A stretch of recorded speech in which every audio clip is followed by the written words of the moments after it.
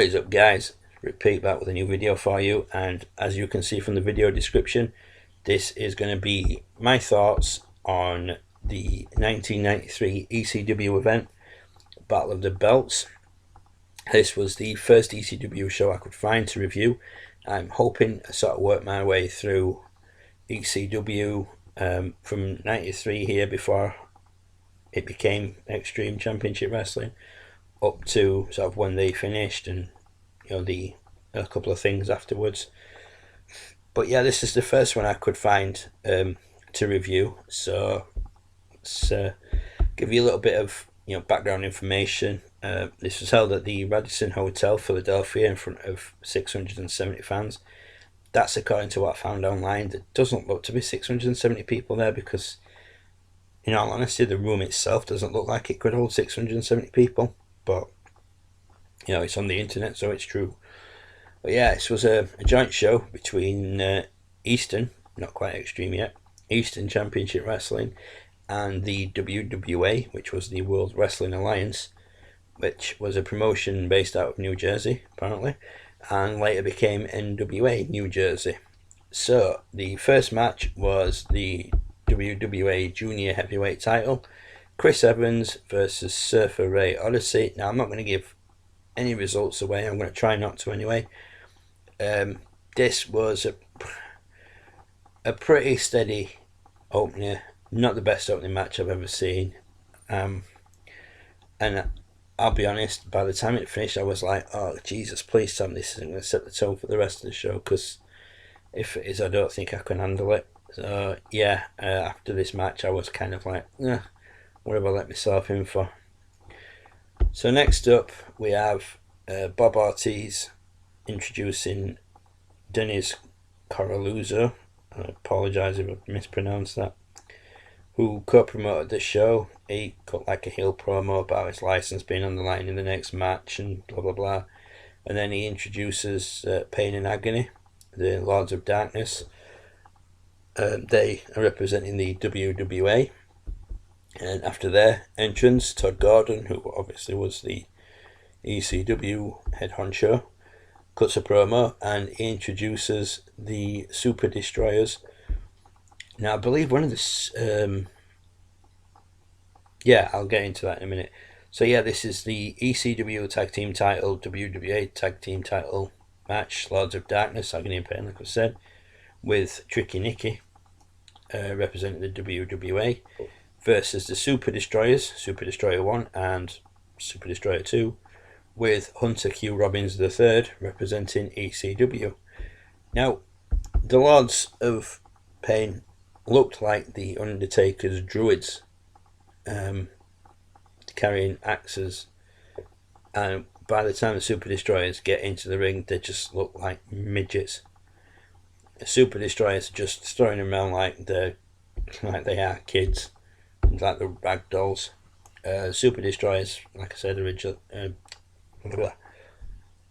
named 1 and 2 and wearing masks, so you can't tell who's who. There is a rumour that Axe from Demolition was one of the Super Destroyers.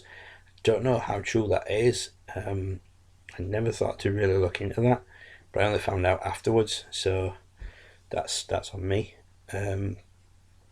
Not a great match. Again, has a bit of a bullshit ending that left me thinking, what the fuck? So yeah, I'm gonna give a result of this one. I'm sorry. The Destroyers walk out with both tag team belts. Really don't think it's going to ruin anything. In fact, I'm going to give results in this, and I can honestly say, if you want to watch it, watch it. But if you watch it knowing the results, you are a braver man than me or lady. Next up we have Wildman Sal Baratheon with Sal Belemo versus Kerry Von Erich. Now, Sal Belemo has a sort of Grand Wizard knockoff gimmick, and the crowd absolutely bury him. Now, Nancy, who obviously later becomes woman, walks from the entrance area with a microphone and says that Kerry Von Erich wasn't able to make it, but she's found a suitable replacement and he's going to be known as Woman's Choice. enter a masked man who coincidentally has a ring jacket, well, cloak, cape, whatever you want to call it, jacket, emblazoned with Kerry on the back in massive bedazzled letters. Wonder who that could be.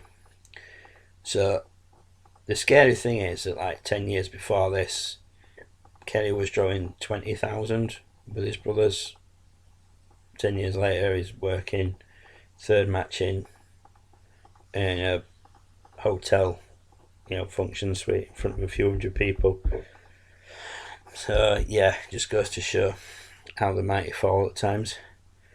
Kerry hits a discus punch to Grand Blizzard, a bit of back and forth, a discus punch to Wildman, and then Mask comes off to reveal Kerry. Like I said, who'd have thunk it?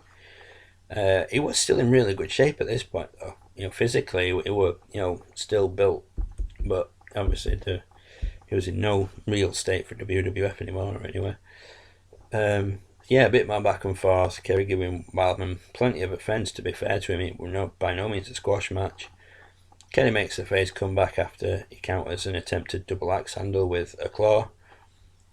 Discus punch number 2 gets a 2 count. Kerry goes for the sleeper. They both fall out of the ring. Double count out.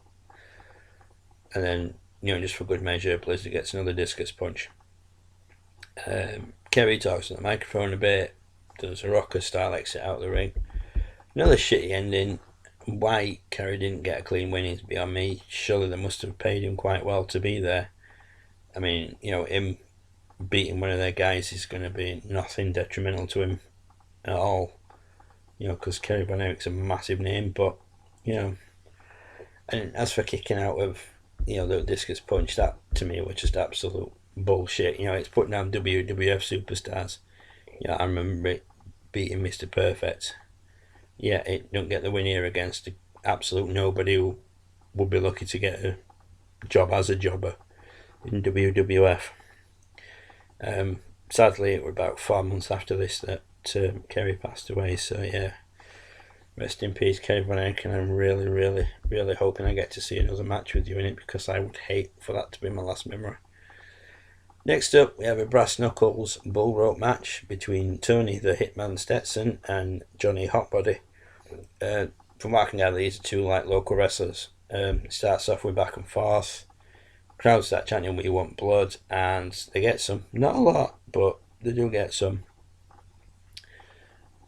Winner gets the win on a 2 count. Again, another what the fuck moment. Crowd boo the hell out of the finish, quite rightly so. It's a short match, given what it's, the type of match it is. Thankfully so, because I don't think these two could have carried a longer match. They'd have all on carrying a ladder between them. It was painful to watch. When I saw the two guys that were having the match, wasn't expecting much, didn't get much. So yeah. Action continues after the interval, which for some reason was shown in its entirety on the copy I got of it. You can see people walking around and everything, just absolute ridiculousness. So first match after interval is a British Bulldog versus the Masked Superstar. I've got my matches wrong, I do apologise. The Masked Superstar was Billy Eady. I recognise the name. When I was researching, couldn't place it, and then realised it was Axe. So yeah, Axe wasn't one of the Super Destroyers, he was the Masked Superstar.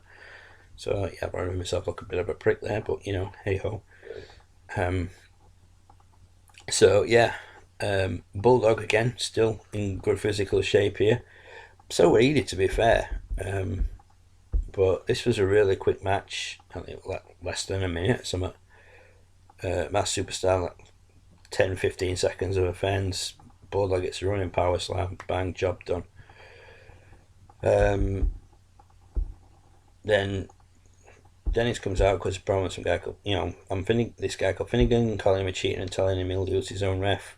Todd Gordon comes to the ring and suggests they use 2 referees.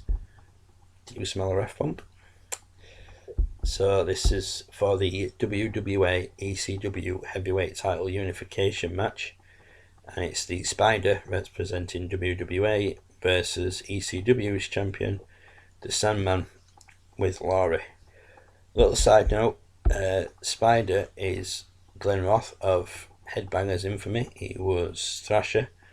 Sandman was E.C.W champion, obviously, like I've stated, but interestingly in this, with a surfer gimmick, you know, complete with wetsuit and everything, and come out to Surfing USA and carrying a surfboard, like I say, and wearing a wetsuit. Far cry from the Sandman that I first got introduced to when I started watching E.C.W. And if anybody else who recognised him from there saw him like this, they'd be like, there's no way that's the same guy. But it is. It looks to be in good shape here, better than I ever remember seeing him from when I first started watching E.C.W. So, I mean, obviously he was a bit younger, so. And I suppose if you're going to portray a surfer, you need to be in shape, so, you know, it kind of makes sense. Match itself's pretty good. We'll get ref bump number 1, shortly followed by ref bump number 2. Both owners get into the ring to stop the opposing federation's wrestler getting a pin. They have a bit of a tussle before getting laid out by the wrestlers. Spider and Sandman then turn to carry on fighting. Bell rings and double DQ finish. Holy shit, this should have just been called the night of the bullshit finishes. It was just like, I was sat there like, what else can possibly happen in this? So next up, I Quit Texas Deathmatch, Eddie Gilbert versus Terry Funk. Now this to me had to pick up the night. It had to be the one reason that makes this event worth watching. So in walks Terry Funk, the living legend, who is 49 years old at this point. Eddie Gilbert comes out to Hot Stuff by Donna Summer.